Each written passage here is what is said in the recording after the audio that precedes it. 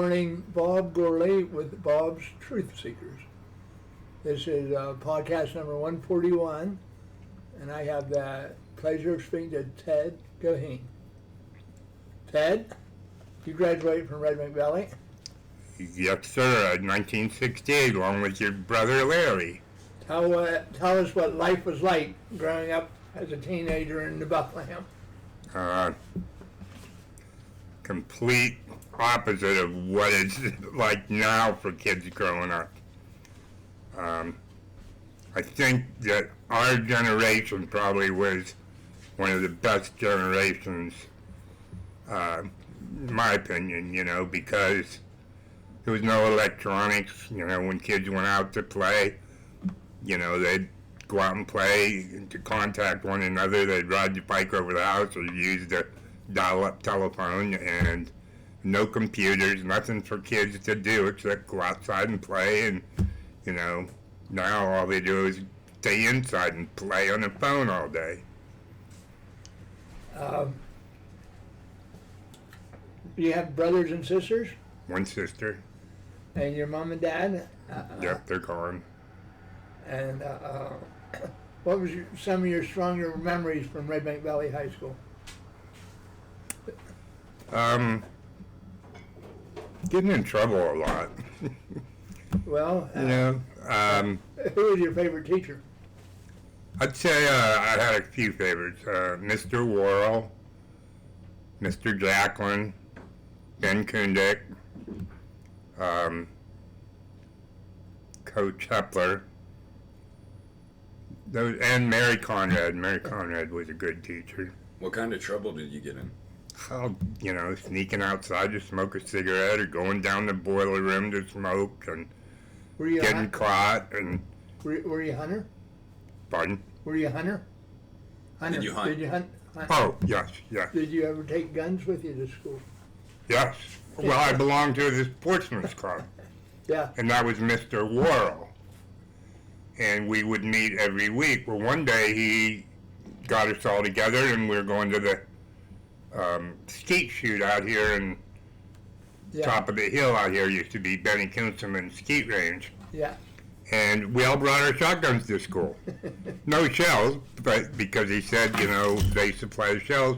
But we all brought our shotguns to school, and we're sitting in the auditorium with shotguns in our laps. And he gathered us all together and got on a bus and went out to the skeet shoot. Did any of the students get shot? Did they what? Get shot? No. And the kids we had gun racks in our cars and the pickup trucks, and that's where, we'd park in the parking lot and our shotguns or whatever, and it was on the rack in our car. Well, we even had rifles that were for deer hunting and stuff. Yeah, right there. yeah. All right. Yeah, that's what I'm saying. Things back then are completely opposite from now. If you even say the word gun in school, you'd be in a mess. They throw you out of school if you draw a picture of a gun. Or have it on your T-shirt. Yeah. Yeah. So, okay, you grew up in the 60s. What about you in the Vietnam War? No. I tried to go, but I had eye problems, and at that time they wouldn't take me.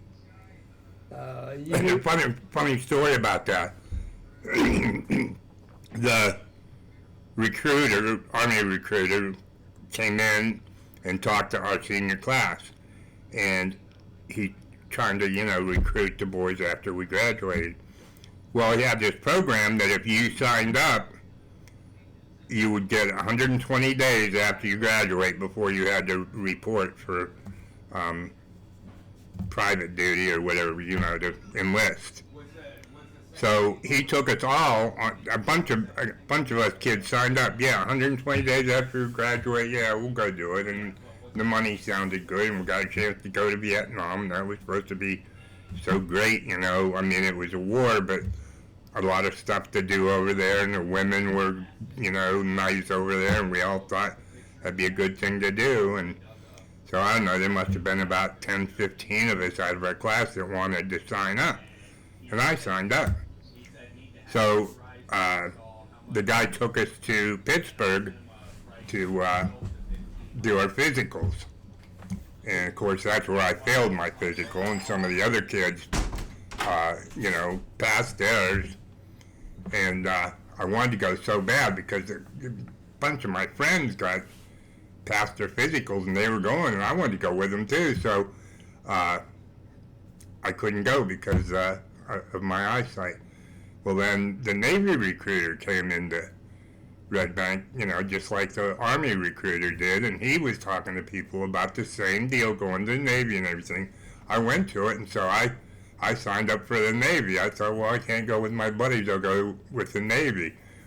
So I signed up, and he did the same thing, took us all to Pittsburgh, and when we got to Pittsburgh, I had to sign in and everything, and I thought, well, maybe I'll pass it this time. I'll try and see better or whatever.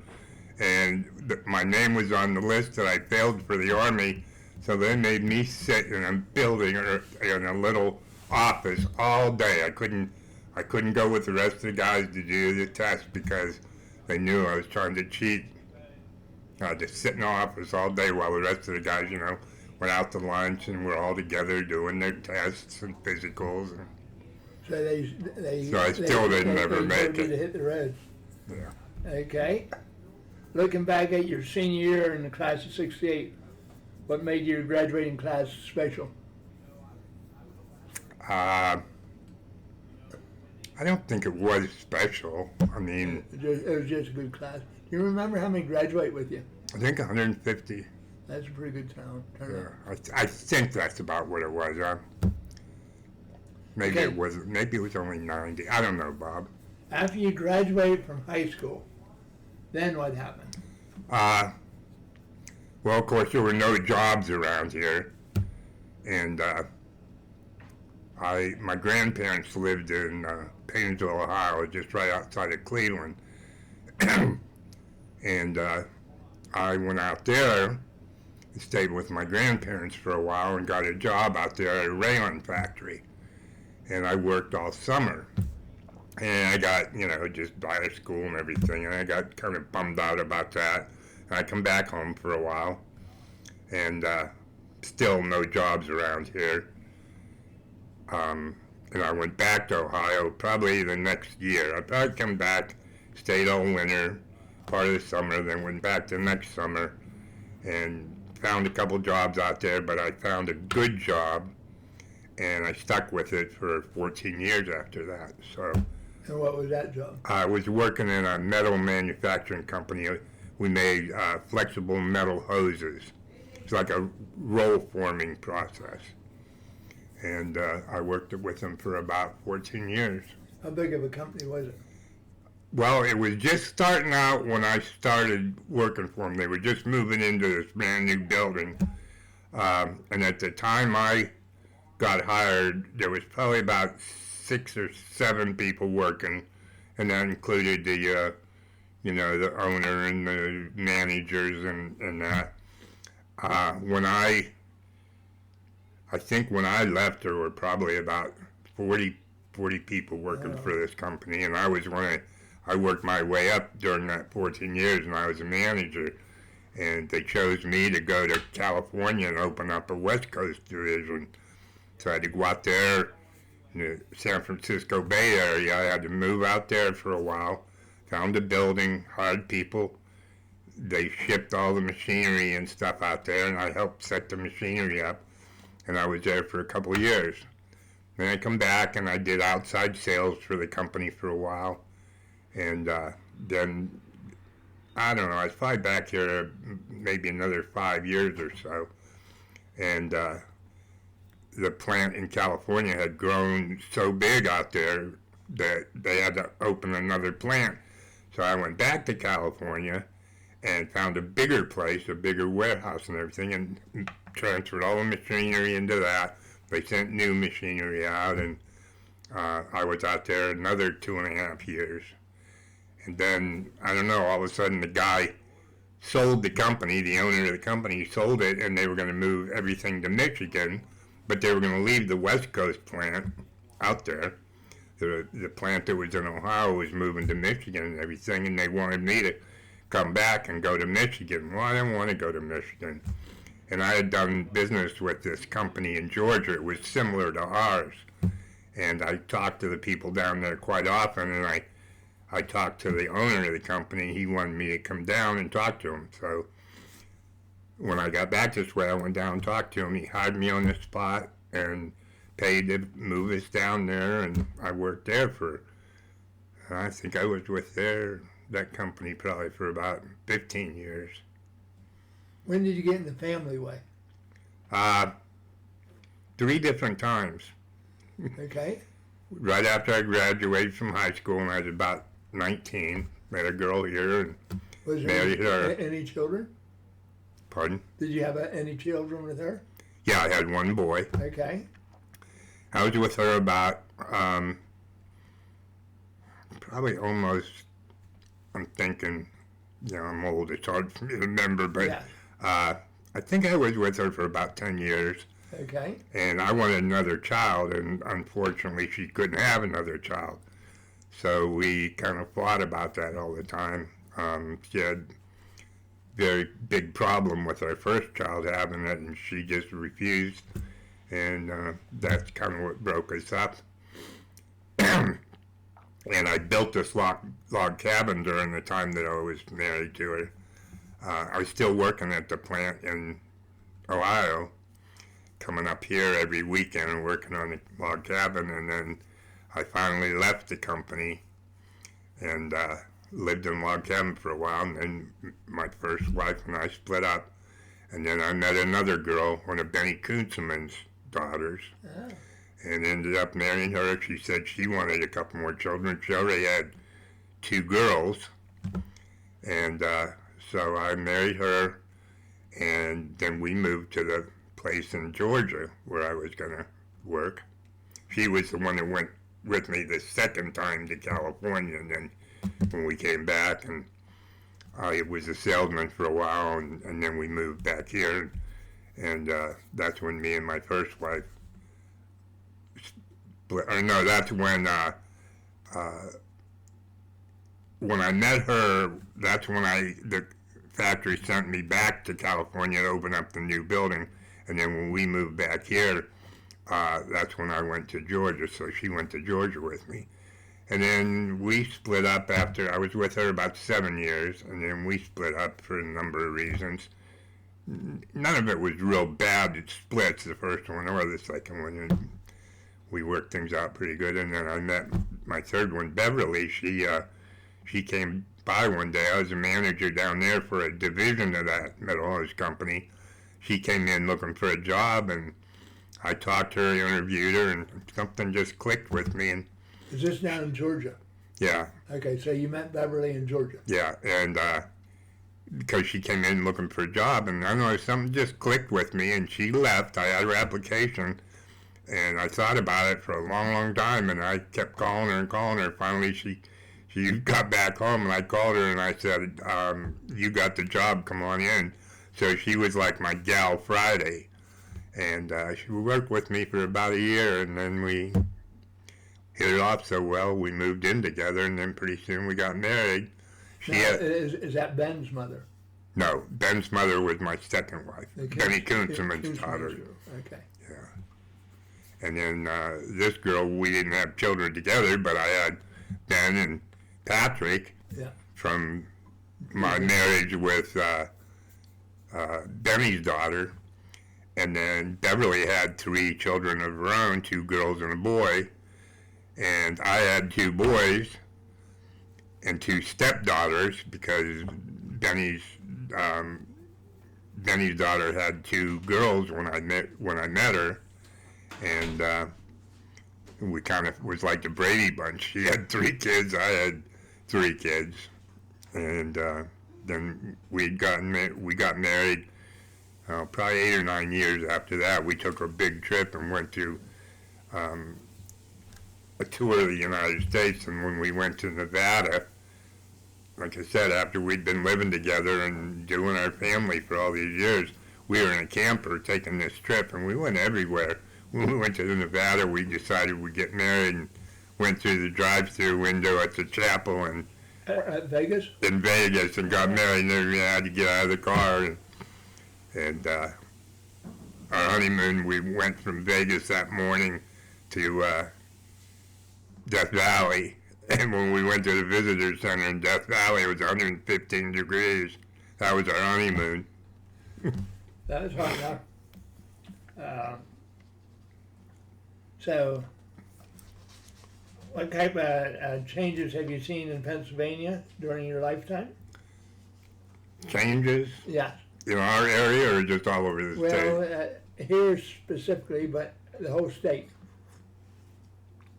Or the country, the whole country, and the world. Any of the changes in your 76 years, you've seen some Yeah. changes. A lot. I mean, there was a lot, Bob. I don't know where to start mentioning them. Well, like when we graduate 150. Now they're graduating 70 or 80. Yeah. So New Bethlehem has shrunk. Yeah. Well, because industry, no industry around here. After the coal mining In the left this 70s, year, 80s. or in the end of the 60s and the 70s, there was no jobs. When the kids graduated from here, what did they do? Nothing.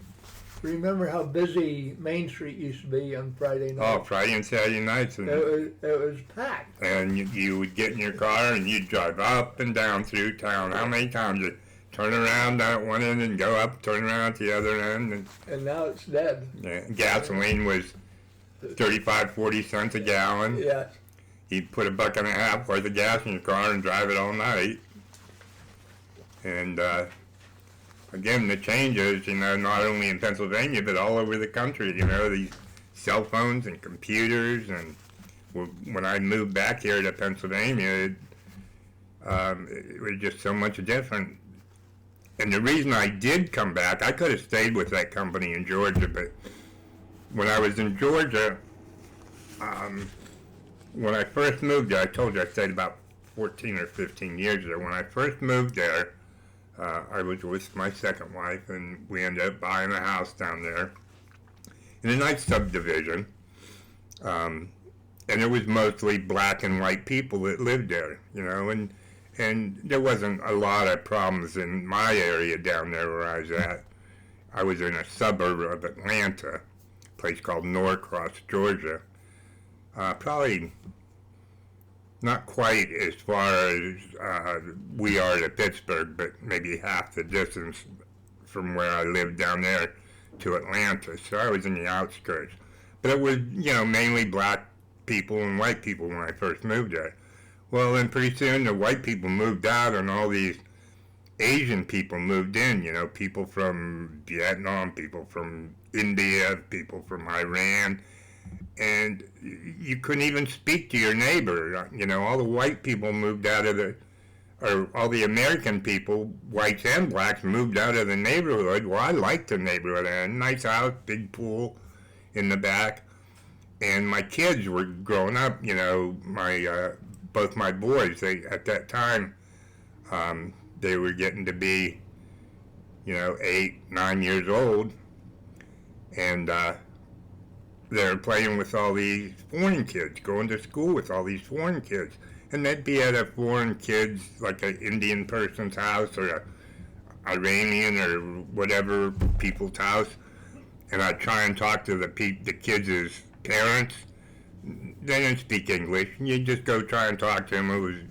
You couldn't. And those kind of kids were kind of troublemakers.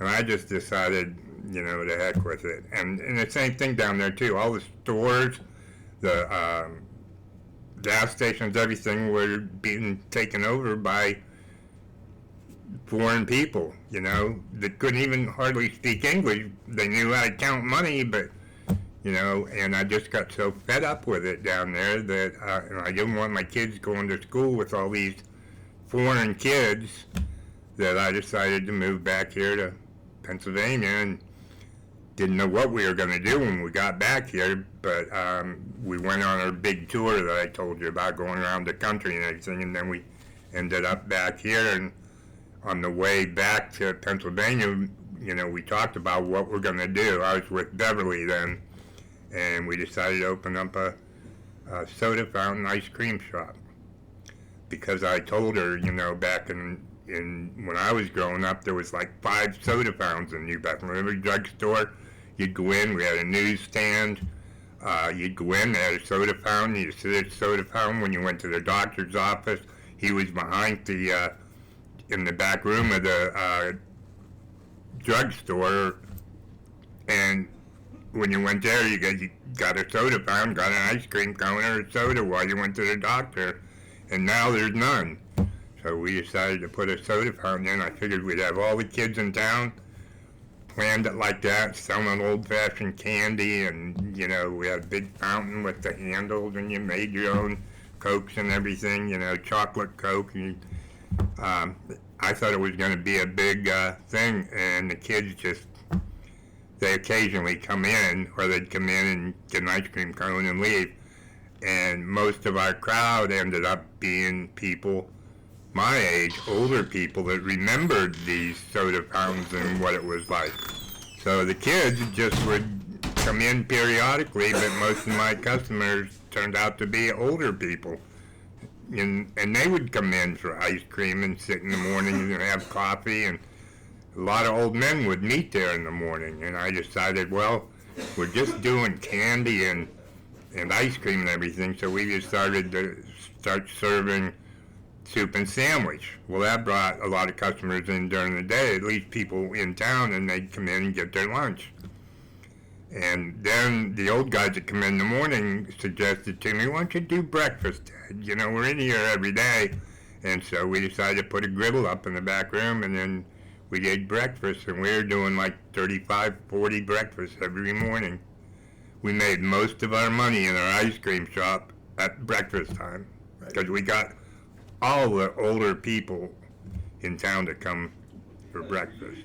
In fact, I think you guys might have come in once or twice, you know, have breakfast or lunch or whatever, but So, it worked out pretty good for us. Frenchie's was one of the ice cream places, French out there by. Oh yeah, where that motorbike place is Yeah. now, yeah. That was, And across the street was Schuster's. yes. I think there was a Hildebrand, I think, and Ben Kundig got into one of those ice cream stores a little later. I don't remember which one. I think maybe French's. So when did you bring Ben and Pat back? When did they what? When did you bring your kids back here to Newby?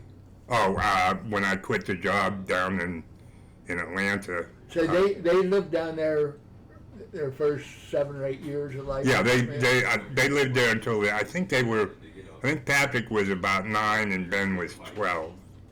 And that's when I decided, you know, these guys are getting to where they want to go places and hang out with their friends, like go to the skating rink or go, you know, to the movies and stuff. And I just didn't like them going with these kids. And I don't know, for some reason the kids didn't speak English either. But the kids could communicate. Somehow they communicated, even though my boys didn't understand their language and they didn't understand ours. Somehow they could communicate. But I could not communicate at all with their parents or the children. And I just didn't like it. So we went on the big, we call it the world tour, took them all over the countryside in the camper. That's where Beverly and I got married. Beverly was living with me there. For about, I think Beverly and I were together for almost 9 years before we decided to get married. And so Ben and Pat and 2 of her kids went with us on this big world tour. And then when we came back, that's when we opened up the ice cream shop here. Now, the boys had been here because my mom and dad were still alive, and I came up here, you know, in the summertime, and I usually come up at Christmas time to see Mom and Dad, and we would go up to Bev's parents' place too, up in Connecticut, and just make a round trip. So the boys were up here, they knew the place, not well, but they knew being in New Bethlehem and everything, but when they decided to move here, they were kind of against it. They didn't think they were going to like it up here, but after they were here a while, they thanked me for bringing them here, that Dad, this is a much better place. And you know, down there, like I said, it was just, I didn't trust the the foreign people and a lot of drugs. I mean, that's when drugs were coming online, and I didn't want my kids to be down there with all these other kids doing drugs. And I said there's probably drugs in New Bethlehem too, but the good deal about New Bethlehem is that either I know the parents or I know the grandparents, and the kids won't get away with nothing up there that I won't know about. So yeah, I just thought this was a better place, and it turned out it was a good decision, because look at them now. They're both semi-millionaires. I don't know how it happened, but and they're back in Georgia. Well, they had to earn it. So there's been 6 decades since you graduated. What piece of advice would you give today's Red Bank Valley students? If I was talking to a graduating class, Yep. that's a hard one, Bob. This is where you can give some of your advice that you have been passing on to your kids about, like, small habits like smoking cigarettes. Yeah, I'd probably definitely tell them about when I was a kid growing up, cigarettes were the big thing, you know. You'd watch your TV and all your famous, you know, movie stars would be smoking a cigarette and doing commercials and saying, you know, Winston tastes good like a cigarette should, and Camel, you know, made you look like a tough guy, and, you know, the kids ran around with a white t-shirt on and had a pack of Camel in their sleeve and rolled it up and smoked cigarettes all the time. And they started young too, you know. They used to snitch cigarettes out of their mom and dad's packs and smoke, and it was promoted highly back in the day, and you just didn't realize it. And so many people got cancer and died. So, you know, that's why cigarettes are a big issue. And you know, I would tell them that I got hooked with it when I was a kid and smoked all my life, and now I can't breathe. I have to carry oxygen around because I got this disease that killed my lungs. God didn't make a human to inhale anything but oxygen. And the vaping, you know, these kids do vapes nowadays. My kids do vapes. They quit cigarettes because of what happened to me, but the vaping is just as bad. And I'd say, you know, there's so many things that goes wrong with older people, and when you get something like this, it's just like putting the brakes on everything you like to do. Everything I like to do now, I can't do.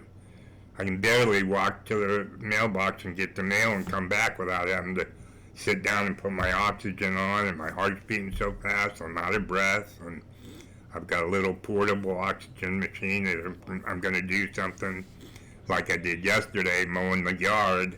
I have to carry that oxygen machine in my lap while I'm mowing the grass. So I would tell them, just, you know,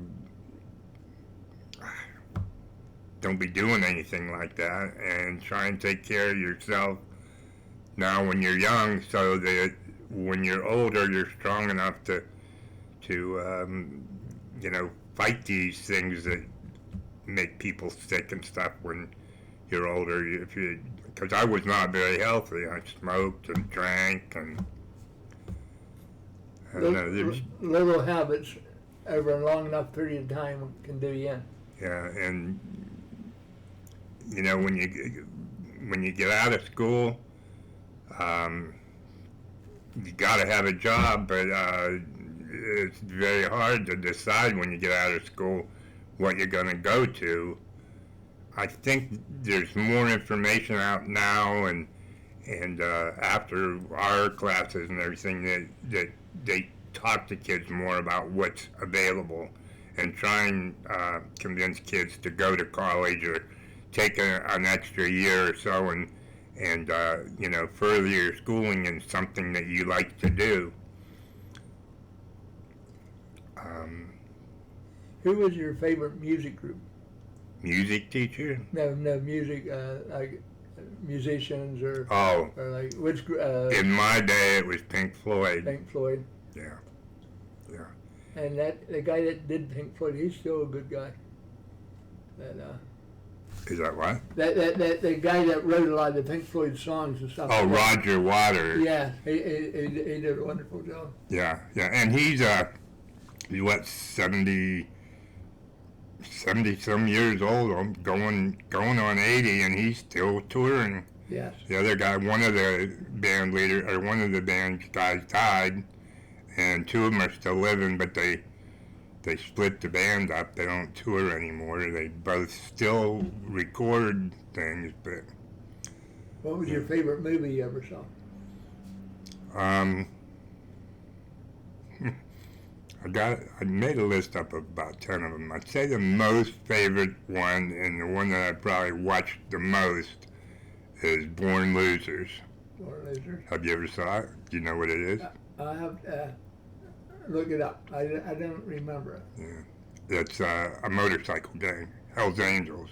Oh, well, maybe. And there was two of them. The one was called Born Losers, and one was called Devil's Angels.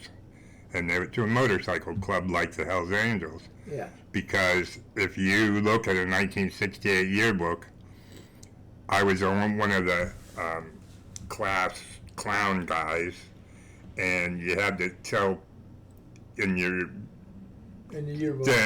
yearbook what your plans were when you got out of school.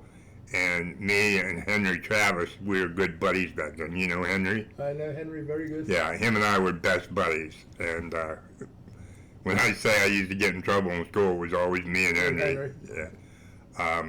But that was our thing. We drank a lot of beer and smoked cigarettes. I mean, there was no drugs back then.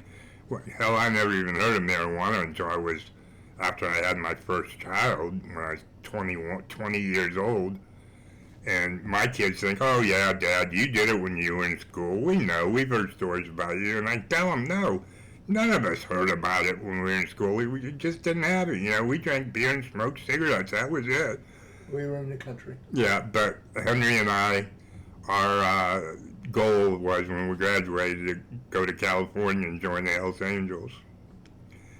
And in the class clowns, me and Mickey Neal were voted hall walkers, and we had a picture in there of us, and I have my Hell's Angel jacket on. My grandmother had made us a Hell's Angel jacket with all the patches. We sent away and got a bunch of patches, and Henry and I both had these. Did you have a motorcycle? Jackets. Yeah, not a big one. I had a motorcycle. Harley Davidson 50. How about which car or motorcycle was your favorite? I think the best car that I ever had was a 1950 Studebaker. It was all redone. I bought it from Dave McGuire. I think that was probably my most favorite car. It was solid. Yeah, 50 They were built Studebaker. solid. And then my second favorite car was probably my 77 Dodge Charger. That'd be a lot faster. Yeah. Okay. Did you have any hidden talents or hobbies or funny stories from your life you would want to share? A lot of funny stories, but no major accomplishments. I mean, I was in management most of my life. I worked myself up in management in the first company that I really worked for, and then I went to California and set up everything, managed that. When I went to Georgia, I was a manager down there of one of his divisions. It was called Bellows Technology, and I ran it for him. I probably had 20 employees working there, and we built expansion joints, along with the metal hose and other things that we did. And during the time I was down there, the owner of the company there was a company in Germany that made the same kind of products, and we used to buy things from them, and the owner of my company was friends with the owner that owned this place in Germany, so he sent me and one of the other managers down there over to Germany for a month, and we had to go through the factory and work at the factory every day over there and learn how to run a bunch of their equipment that we didn't have. And then the owner of our company bought the equipment and had it shipped over here. And then Eric and I, the guy that went over with me, had to teach the people here how to run all this equipment. And that was a really good experience. I'd never do it again because, you know, you go over there, can't talk to nobody, you can't read nothing, everything's in German. But a lot of the people in the factory talked English so we could communicate with them. But, you know, try and go to a restaurant, and couldn't read nothing. And we carried these little books around that if you looked up a word in a German word in the book, it would tell you in English what it meant. Well, by the time you looked in the book and looked everything up and then tried to figure out what it meant, it'd take you forever. And we just threw the books away and we just, you know, went willy-nilly. How long were you over there? A month. A month? Yeah. Stayed in a bed and breakfast place. In the hotel room, or the rooms that we had, nothing like hotel rooms now. Didn't even have a TV in it. Just a very tiny little room, and the only way we could get around there was on a subway system that, you know, went on rails. And one of the guys, the owner's son, would always pick us up in the morning at 7 o'clock at our hotel or bed and breakfast place and take us to work. And then they quit over there at 2 o'clock in the afternoon. Siesta. So we'd only work from 7 till 2 o'clock, and then we'd be back at our hotel. So we'd jump on the subway and go into the town, and we'd run around to all the places in town. And one of the places we hung out at, pretty much, is the red light district. There are a lot of girls there and a lot of bars to go into and shows to see, and that was pretty memorable, but I don't know, I wouldn't recommend it to anybody. Okay, you traveled the United States. Besides Pennsylvania, what state did you enjoy, or what, on that journey around the country, which one of those things that stuck out in your mind? Did you like California? I like California. The only thing I didn't like about California was the earthquakes. Went through 3 or 4 of them while we were out there. Scariest thing you ever want to go through. Everything's shaking. But I enjoyed California a lot because there's so much to do. When the weekends came, we were just going somewhere, either somewhere to the beach or the redwood forest or wine country or up in the mountains. Over the mountain hills, over to Reno, Nevada, for the gambling casinos. Lake Tahoe was there. Lake Tahoe is really nice. What's that? Lake Tahoe is really nice. Yeah, and I forget some of the other places, but there was just so much to do. And I was there for a total of like 5 years, 2 years the first time and almost 3 the second time, but still never saw everything there was to see in California. So that was probably my favorite, except for the earthquakes. Well, we've covered a lot of subjects. Is there anything else you want to talk about? I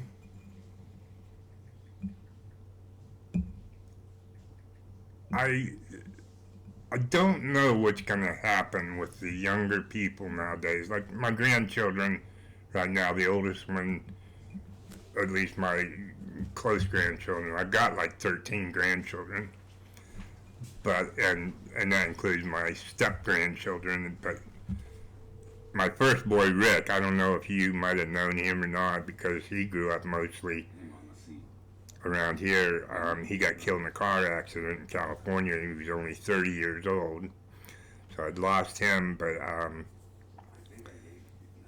I just think when my 2 grandchildren, or all my grandchildren that are little right now, and 13, 14 isn't little, but what's going to be like for them in this country, let's say when they're almost the age that I am, what things going to be like? I mean, look what it is now. One thing I tell a lot of people is, you know, you try and get a kid to mow your yard nowadays. There ain't no kids interested in mowing yards.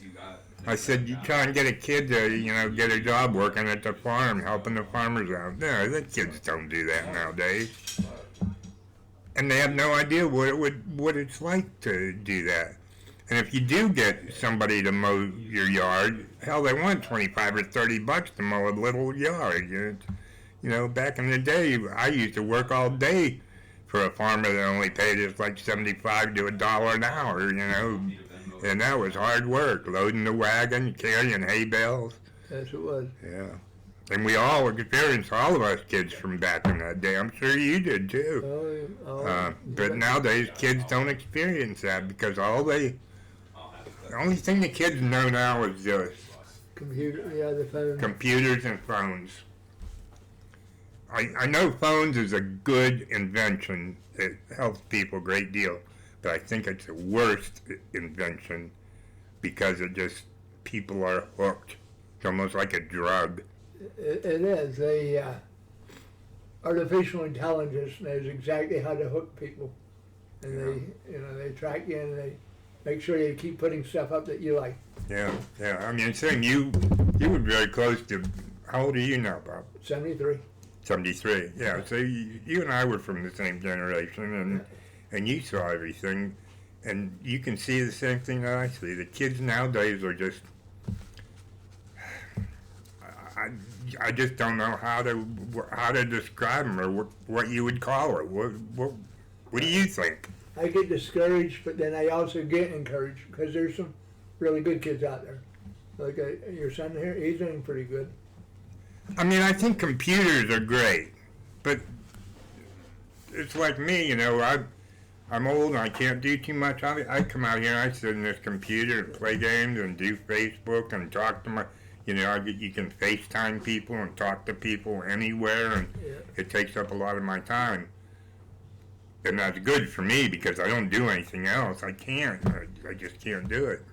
Kind of reminds us of Dick Tracy. You know, like when we were little. Yeah, with the wrist radio. Yeah.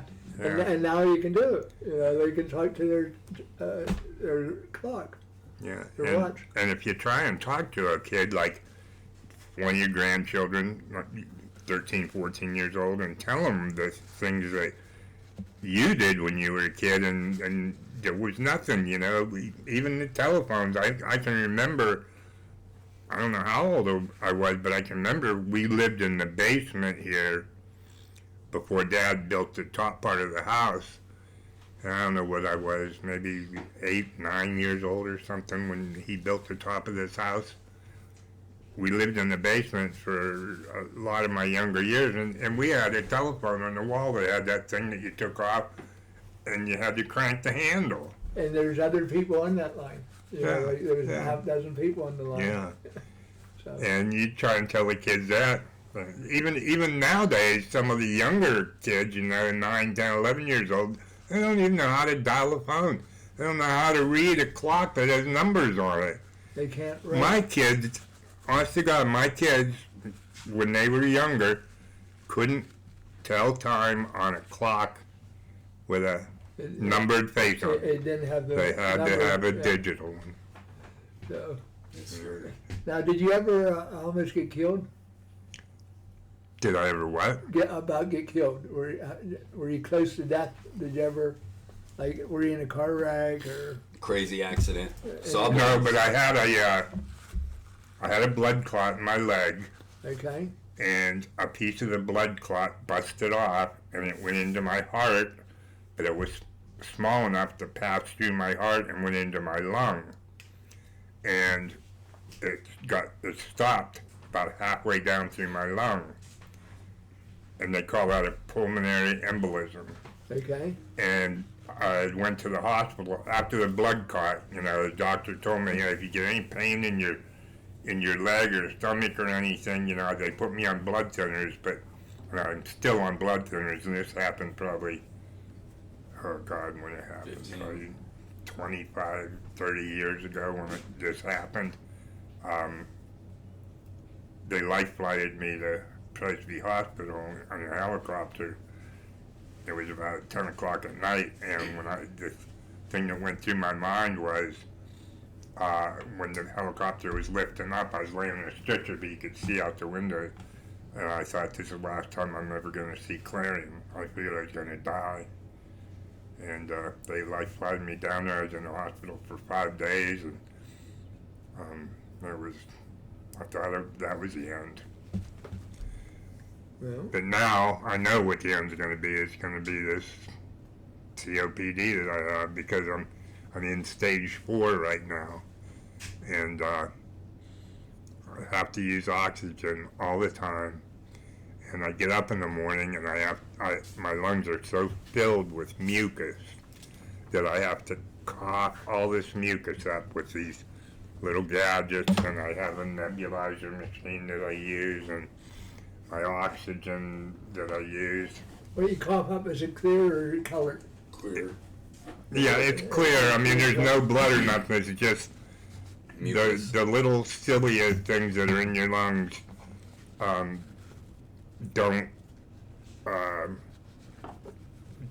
they don't work very well, and they get liquid around them, and it builds up, and that makes them work less and less. And it's because of the mucus that goes in there. I don't know why, but with COPD, you get a lot of mucus in your lungs, and you have to get it out. Who's your doctor? I go to a doctor at the cancer center Where's the cancer in center? Clarion. In Clarion. Yeah, Clarion Hospital is where I go for all my things. Now my primary care doctor is Dr. Schaefer in New Bethlehem. Sad. All right. Well, if anybody's listening to this, if they like it, please click like and subscribe to it. And thank you, Ted, for this interview. Bob's Truth Seekers. Thank you. Okay.